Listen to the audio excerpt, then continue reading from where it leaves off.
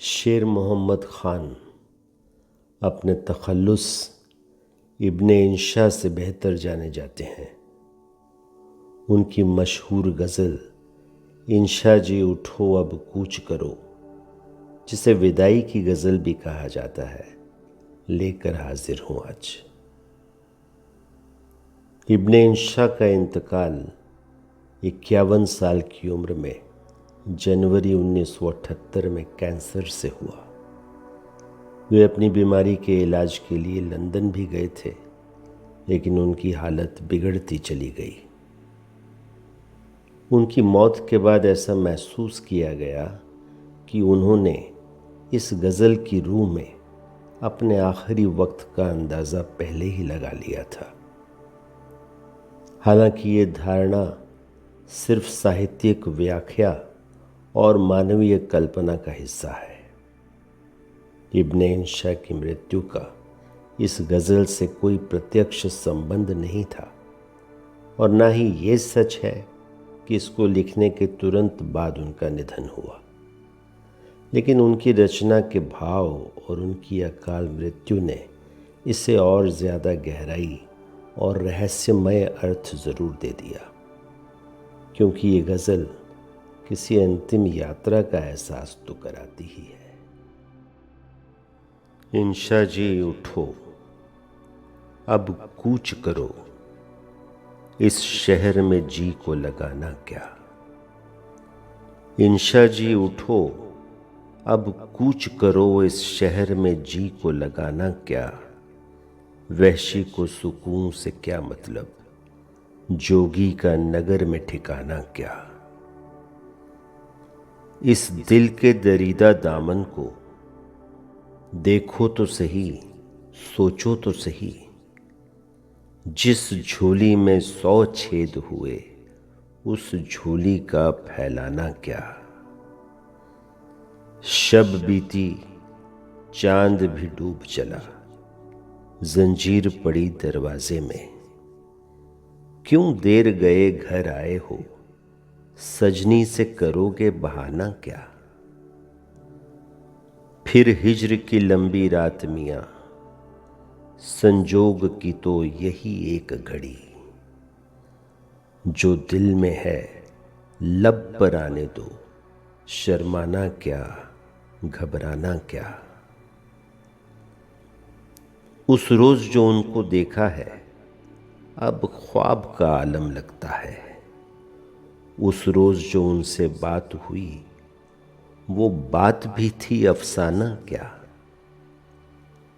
उस हुस्न के सच्चे मोती को हम देख सकें पर छू ना सकें, जिसे देख सकें पर छू ना सकें, वो दौलत क्या, वो खजाना क्या।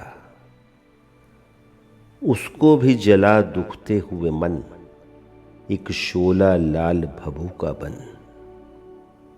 यूं आंसू बन बह जाना क्या, यूं माटी में मिल जाना क्या। जब शहर के लोग न रास्ता दें, क्यों बन में ना जा विश्राम करे। दीवानों की सी ना बात करे, तो और करे दीवाना क्या। इंशा जी उठो अब कूच करो, इस शहर में जी को लगाना क्या।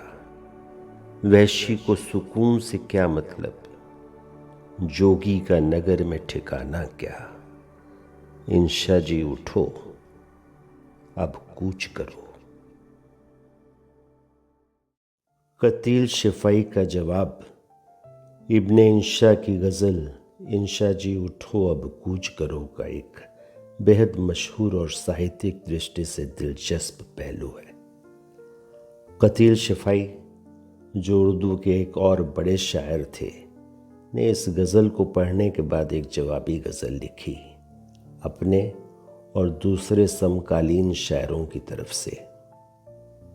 उर्दू शायरी की परंपरा में एक शायर की रचना पर दूसरे शायर का जवाबी शेर या गज़ल लिखना आम बात है। कतील ने इस गज़ल में इब्ने इंशा के विदाई के भाव और निराशा को बड़ी संवेदनशीलता और मोहब्बत से संबोधित किया, अपने दोस्ताना ताल्लुकात को नजर में रखते हुए। ये किसने कहा तुम कूच करो, बातें न बनाओ इंशा जी। ये किसने कहा तुम कूच करो, बातें न बनाओ इंशा जी। ये शहर तुम्हारा अपना है, इसे छोड़ न जाओ इंशा जी। जितने भी यहाँ के वासी हैं, सब के सब तुमसे प्यार करें। क्या उनसे भी मुंह फेरोगे, ये जुल्म न ढाओ इंशा जी। क्या सोच के तुमने सींची थी ये केसर क्यारी चाहत की। तुम जिनको हंसाने आए थे उनको न रुलाओ इंशा जी। तुम लाख सियाहत के हो धनी, एक बात हमारी भी मानो। कोई जाके जहां से आता नहीं, उस देश न जाओ इंशा जी।